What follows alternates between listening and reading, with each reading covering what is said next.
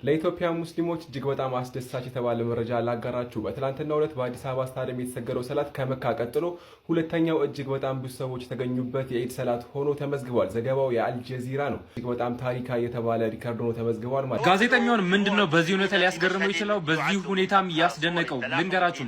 የአልጀዚራው ጋዜጠኛም በትላንትናው ዕለት የሰራው ዘገባ ነው። በአዲስ አበባ ስታዲየም እጅግ በጣም ከፍተኛ ቁጥር ያለው ሰው የኢድ ሰላትን መስገዱን አስመልክተው የተሰራ ዘገባ ነው። እንደ አፍሪካ ደግሞ አንደኛ ያለው ዓለም ደግሞ ከመስጂድ ሐረም በመቀጠል ከፍተኛ ቁጥር የተገኘበት ሰው ሊሆንም ይችላል የሚል አስተያየቱን መሐመድ በዚ እኔ ሰዎች ያስቀኛል። በቃ ዲስሪስፔክት ምናምን ነብዩ መሐመድ ምን አንተ ከቤት ወጥተህ ህይወትን ያለወጥክ ተራ ሰው ዓለምን ለአንዴና ለመጨረሻ ጊዜ የቀየረን ሰው የምትንቅበት አቅም የለም። ነብዩ መሐመድን እኔ አሁን እንደ ነብይ አልመለከት ለኔ ነብይ ናቸው ብዬ አይደለም፣ ግን እንደውም ነብዩ መሐመድ የአላህ ወይም የፈጣሪ እንትን አላቸው ብለህ ባላሰብ ቁጥር ያደነክ የተከረምክ ነው የምትሄደው። ነብዩ መሐመድ ሰላም በሳቸው ላይ ይሁን ምን ይላሉ መሰላችሁ? ሰዎችን በብልሃት ውደዱ ይላሉ። ያ ማለት ሰዎችን ስትወዱ ገደቦች ሊኖራችሁ ይገባል። ዝም ብላችሁ ጮቅ ብላችሁ አትገቡ።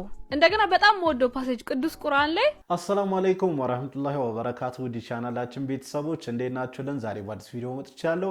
አላሁ አክበር አላሁ አክበር። እኛ የኢትዮጵያ ሙስሊሞች ታሪክ ሰርተናል፣ ሪከርድ ሰብረናል።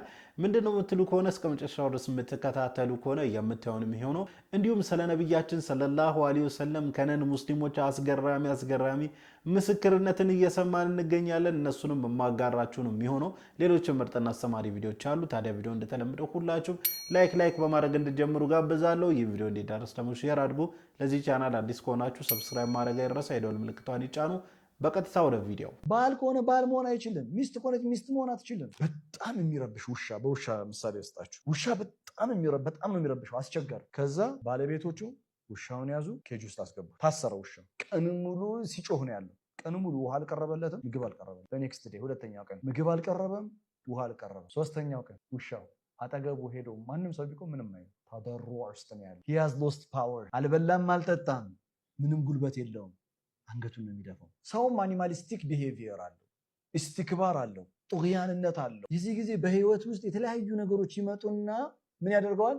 ለዓለሁም የደራው ስብር ይላል። እና በህይወታችሁ የሚመጡ አንዳንድ ሰባሪ የሆኑ ቀናቶች፣ ሰባሪ የሆኑ ክስተቶች መለኮታዊ ስጦታዎች ናቸው። ሰዎች አሉ ያስታውቃል፣ የሆነ ሰዓት ላይ የሆነ ነገር ይገጥማቸዋል። ለምን? ቅጣት የሚጠራ ነገር ነው እንቅስቃሴያቸው ባጠቃላይ። እና ቅጣቱ የሚመጣው ግን የሚገርማቸው ነገር እነሱን ዓላማው ምንድነው? የሚያጠፋ አይደለም። ለዓለሁም የደራውን ተደሩዕ እንዲኖራቸው ሀምብል እንዲሆን ያደርጋል፣ ዝቅ እንዲል ያደርጋቸዋል። ነገርን ቀስ ብለው በጥልቀት በጥሞና ማሰብ እንዲችሉ ያደርጋቸው። ምንም ያልነካው ሰው አይታችኋል? ምንም ያልነካው ሰው እኮ ጥጋበኛ ነው። ምንም ያልነካው ሰው እኮ በጣም ችግር ነው። መናመር ራሱ አትችሉ። ባል ከሆነ ባል መሆን አይችልም፣ ሚስት ከሆነች ሚስት መሆን አትችልም። በህይወት ተደሩዕ ያስፈልጋል። ህይወት መታ ሊያደርግሽ ይገባል። ህይወት መታ ሊያደርግ ይገባል። ፈልጋችሁት ሂዱ እያልኩ አይደለም፣ ራሱ ይመጣል። አክቹሊ ትሄጃለሽ።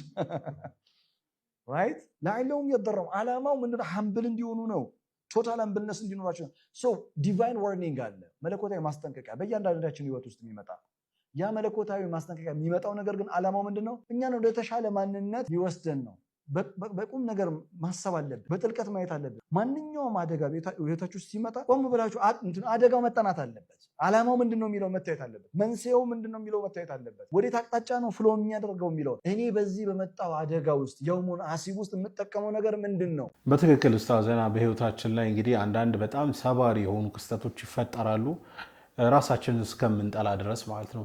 አላህ ሱብሓነሁ ወተዓላ ምን አድርጌው ነው ምናምን እስክንል ድረስ። ነገር ግን እነዛ ስብራቶች የመጡት እኛን ሊጠግኑን፣ እኛን የተሻለ ሰው ለማድረግ ነው የሚመጡትና ምናልባት አሁንም በስብራት ውስጥ ላይ ያላችሁ ሰዎች ካላችሁ አላህ ሱብሓነሁ ወተዓላ ከፍታን እያመጣላችሁ እንደሆነ ማሰብ አለባችሁ ብዬ አስባለሁ። ታዲያ ያችን የስብራት ጊዜ በሰብር ካለፍናት አላህ ሱብሓነሁ ወተዓላ የተሻለውን ጊዜ ደግሞ ያመጣልናል። መሐመድ በዚ እኔ ሰዎች ያስቀኛል። በቃ ዲስሪስፔክት ምናምን ነብዩ መሐመድ ምን አንተ ከቤት ወጥተህ ህይወትን ያለወጥክ ተራ ሰው ዓለምን ለአንዴና ለመጨረሻ ጊዜ የቀየረን ሰው የምትንቅበት አቅም የለም። ተርተኛል። ነብዩ መሐመድን እኔ አሁን እንደ ነብይ አልመለከት ለኔ ነብይ ናቸው ብዬ አይደለም፣ ግን እንደውም ነብዩ መሐመድ የአላህ ወይም የፈጣሪ እንትን አላቸው ብለህ ባላሰብ ቁጥር ያደነክ የተከረምክ ነው የምትሄደው። ለምን ከምንም ነው የተነሱት? ከምንም ተነስተው ነው የራሳቸውን ዓለምን ያስጨነቀ ኢምፓየር የአረብን ስልጣኔ የገነቡት። ይሄ እንደውም ሞሩ እኔ ሃይማኖት እንደውም እኮ ሃይማኖት ውስጥ ስታስገባው እኮ በቃ የአላህ እርዳታ ብለህ ታልፈዋለህ። በቃ አላህ ያለው ሰው ምን ይሆናል ትላለህ። እንደውም ኖ የሰውዬ የአላህ አብሮት አይደ ማለት በቃ ፈጣሪ አብሮት የለም ኢዝ ጀስት ጀነራል ካልክ እንደውም የዛኔ ነው ልትፈራው የሚገባው።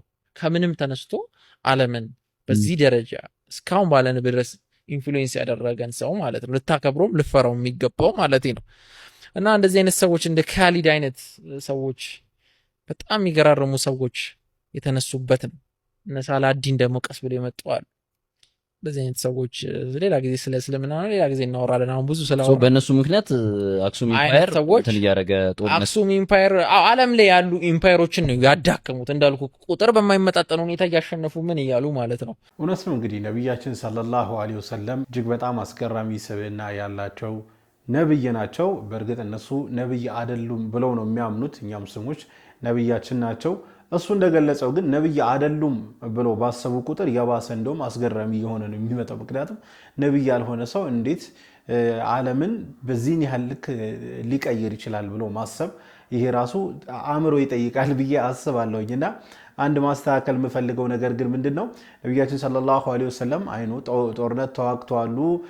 ጠላቶቻቸው እነሱን ሊያጠቁ ሲመጡ በጦርነት መክተዋል። ነገር ግን ከዛ ባሻገር በደንብ እስልምና የተስፋፋው በመልካም ስነ ምግባር በጥሩ አስተምሮት በነብያችን ሰለላሁ ዐለይሂ ወሰለምና ይሄንን ይመስላል። ሌላ ደግሞ አንድ ልጨምርላችሁ እስቲ። ነብዩ መሐመድ ሰላም በሳቸው ላይ ይሁን ምን ይላሉ መሰላችሁ? ሰዎችን በብልሃት ውደዱ ይላሉ። ያ ማለት ሰዎችን ስትወዱ ገደቦች ሊኖራችሁ ይገባል። ዝም ብላችሁ ጮቅ ብላችሁ አትገቡ። እንደገና በጣም ወደው ፓሴጅ ቅዱስ ቁርአን ላይ ኃጢአታችሁን ለሌሎች ሰዎች መናገር በራሱ ኃጢአት ነው ይላል። which means የራሳችሁን ጉዳይ የራሳችሁን ነገር በራሳችሁና በፈጣሪ መሃል ላይ ጨርሱት። ለሌሎች ሰዎች አጣችሁ ጉዳያችሁን ሁሉ መናገር የለባችሁም። እና ሙስሊሞኝ ሳይሆን ግን በጣም የምስማማበት ጥቅስ ስለሆነ ነው። እንግዲህ እንደተመለከታችሁት ነው ይህንን ሰሞን በርካታ ቪዲዮዎች እየመጡልኝ ይገኛሉ። ነቢያችን ሰለላሁ ዐለይሂ ወሰለምን የሚያወድሱ ሙስሊም ሳይሆኑ የእሳቸውን ስነ ምግባር የእሳቸውን ትምህርት የሚያወድሱ ነን ሙስሊም የሆኑ አካሎች እየመጡ ነውና ይሄ እጅግ በጣም ደስ ይላል። ይሄ ከጥላቻ ወጥቶ በእንደዚህ አይነት መንገድ በጥሩ እይታ መመልከት እጅግ በጣም የሚያስደስትና መሰልጠን መዘመን ነው ብዬ አስባለሁ። አላህ Subhanahu Wa Ta'ala ሂዳያን ይስጣችሁ ነው ማለት ፈልገው። እጅግ በጣም ያስደስታል እንደዚህ ቀና ሆኖ የሌላውን ሰው እምነት በእንደዚህ አይነት መነጽር መመልከት እጅግ በጣም ልበ ቀና መሆንን ይጠይቃል ብዬ አስባለሁ። አላህ Subhanahu Wa Ta'ala ሂዳያ ይስጣችሁ። እኛን ደግሞ አላህ Subhanahu Wa Ta'ala የነብያችን ሰለላሁ ዐለይሂ ወሰለም ጎረቤት ያርጋል። አሁን ወስዳችሁ ቪዲዮ ደግሞ ወደ መጨረሻዎቹ ቪዲዮ ነው። የህዝብ ማዕበል ተከስቶ ነበር በኢትዮጵያ ላይ በኢድ አልፈጥር በዓል ላይ። ታዲያ ከዓለም ሁለተኛ በመሆን ሪከርድ ሰብረናል። እስቲ ቪዲዮቹን እንመልከት፣ ከዚያ ራሳችን ሀሳብ አስተያየት እንሰጥበታለን። ለኢትዮጵያ ሙስሊሞች እጅግ በጣም አስደሳች የተባለ መረጃ ላጋራችሁ። በትላንትናው ዕለት በአዲስ አበባ ስታዲየም የተሰገደው ሰላት ከመካ ቀጥሎ ሁለተኛው እጅግ በጣም ብዙ ሰዎች የተገኙበት የኢድ ሰላት ሆኖ ተመዝግቧል። ዘገባው የአልጀዚራ ነው። እንግዲህ በዓለም አቀፍ ደረጃ እየተወራለት የሚገኝ እጅግ በጣም ታሪካዊ የተባለ ሪከርድ ሆኖ ተመዝግቧል ማለት ነው። እንግዲህ በትላንትናው ዕለት በአዲስ አበባ ስታዲየም የነበረውን ድባብ እኔ በቪዲዮ አስቀርችላችኋለሁ፣ ገብታችሁ ማየት ትችላላችሁ። ከግማሽ ሚሊዮን በላይ የሚጠጉ ሰዎች አይታችሁታል። ይህን ቪዲዮ እጅግ በጣም አስደሳች ነበረ። እኔም ዚህ ታሪክ አንድ አካል በመሆን ደስተኛ ነኝ እና ኢማጅ በጣም የሚያስደስት ነገር ነው። ሲኤምሲ፣ አቃቂ፣ ኢማሙ አህመድ መስጂድ፣ ፉሪ እጅግ በጣም ሌላ ቦታዎች ላይ ብዙ ሰዎች ነበሩ። እነዚህ ሰዎች አዲስ አበባ ስታዲየም መጥተው ቢሆን ምን አይነት ድባብ እንደሚኖረው ደግሞ አስቡት። ኢንሻአላህ ቀጣይ ዓመት ሁላችንም እዛ ሰብሰብ ብለን ደግሞ ሌላ አዲስ ሪከርድ እንደምናስመዘግብ ተስፋ አድርጋለሁ። ይህ ቪዲዮ በደንብ ኮፒ ሊንክ ሼር ሪፖስት ያደርጋችሁ በደንብ አድርሱልኝ ነው የምላችሁ። ማሻአላህ ያላችሁ ደግሞ ኮሜንቱን አስጨንቁልኝ። ይህ እጅግ በጣም አስደሳች ነገር ነው። ግን በዚህ አጋጣሚ አክሳ ላይ ትናንትና መስጂድ አልተሰገደም ነበር። ይህ ደግሞ እጅግ በጣም አስደባሪ ነገር ነው። ለማንኛውም ሪከርዱን ሰብረነዋል ነው የምላችሁ። በደንብ አድርጋችሁ አድርሱልኝ። ሰላም አለይኩም፣ ይመቻችሁ። አላሁ አክበር፣ አላሁ አክበር፣ አላሁ አክበር። እጅግ በጣም አስገራሚ የሆነ መረጃ ነው። ለኢትዮጵያ ሙስሊም ደግሞ እጅግ በጣም ደስ የሚል መረጃ ነው።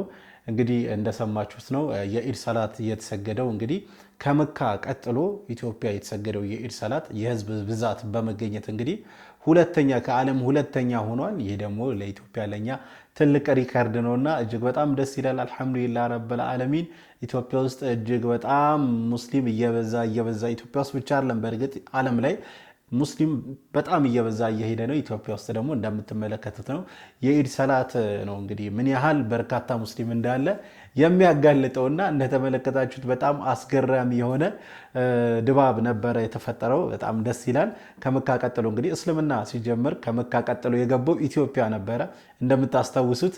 አሁን ደግሞ ከመካ ቀጥሎ የኢድ ሰላት በከፍተኛ ሁኔታ የተሰገደበት ሀገር ኢትዮጵያ የኛ ሀገር ሆናለችና እስቲ ኮሜንቱን በተክቢር አስጨንቁት።